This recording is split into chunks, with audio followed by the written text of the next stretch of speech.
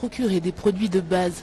C'est en partie dû à la chute de la monnaie locale, au paiement des arriérés de salaire et aux dépenses de guerre qui ont fait grimper les prix dans le pays.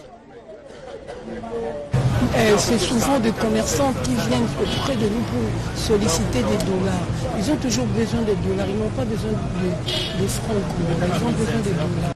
Depuis le début de l'année, le franc congolais s'est déprécié d'environ 5% par rapport au dollar américain, frappant le plus durement les plus pauvres.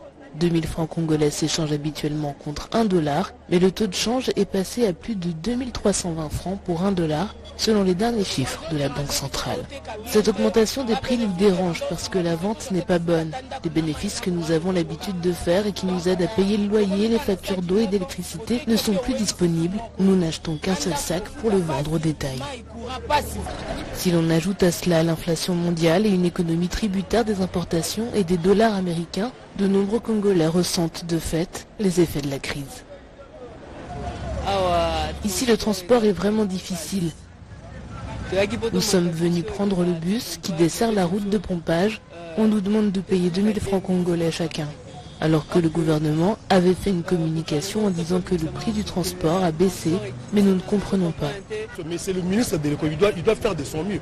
C'est le ministre qui doit travailler avec ses conseils pour, en tout cas, stabiliser la monnaie. C'est le ministre qui doit s'attendre avec la banque. Selon un expert économique, le pic de dépenses de la RDC à la fin de l'année 2022 a entraîné un afflux de francs congolais sur le marché et une forte demande de